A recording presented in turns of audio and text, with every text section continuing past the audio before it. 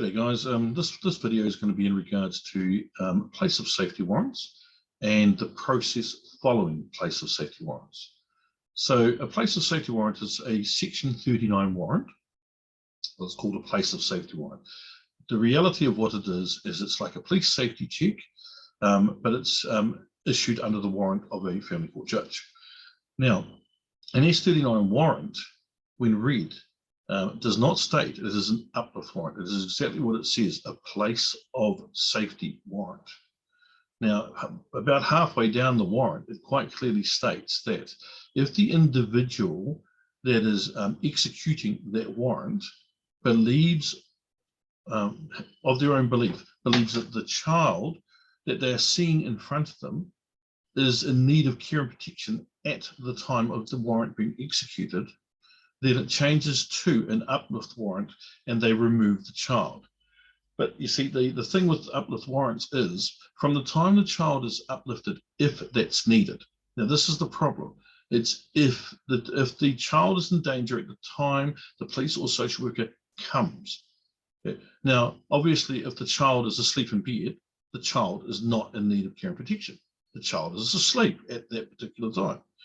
So, going on from there, if they do decide that they're going to execute the warrant, which is 99% of the time, then what your rights are is this. Okay, from the time that that warrant was executed and the child taken into care, you have 5 days to apply to the court as a notice of intention to appear in regards to that warrant and them applying, because what the process involves is it's a section 39 warrant first. They have 5 days to go back to the court and tell the court, we have now got custody of the child is in our custody. The court will then, because at the time they do that, they're applying for a section 78 interim custody order with a section 68 care and protection order attached to it. Important thing to note, when you are handed the S39 warrant, or the place of safety warrant, should I say, check and make sure that you have been supplied the affidavit that was given by the social worker. These warrants must come with the affidavit to be able to show what the social worker and OT have claimed to the court you have done wrong in order for them to be granted this particular warrant to uplift the child. Now, from there onwards, like I said, you've got 5 days to be able to turn around and believe me, you want to do it as soon as possible. They will apply to the courts within that 5-day time frame with a section 68 and section care and protection application and a section 78 interim custody application. More than likely as well, it'll have a section 110AA2B application for guardianship, additional guardianship. Now, bearing that in mind, if that gets granted, then you've only got a period of 14 days from then to request that it be heard urgently.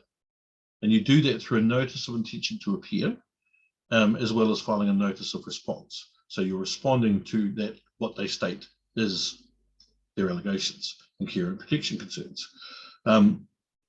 So that's the video on place of safety warrants and the process that it goes through. Please, if you ever have them come to your door with a place of safety warrant, check that it has that written on it, because all of those warrants should have that written on it. They can only be executed if they have reasonable cause to believe the child is in need of care and protection at the time of executing the warrant. Otherwise, it's like I said, it's like a safety check, and they need to leave. They'll refuse to do so without taking the child, because New Zealand Police and the Oranga Tamariki social workers believe they have an uplift warrant, which is not the case at all. So yeah, I hope that was informative for you. I'll put some more videos out.